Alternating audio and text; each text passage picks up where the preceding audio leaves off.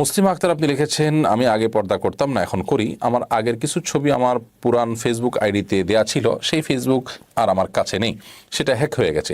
শত চেষ্টা করার পরও আইডি ফেরত আনতে পারিনি। এদিকে পরপুরুষরা দেখছে আর আমার গুনাহ হচ্ছে, এখন আমি কি করব?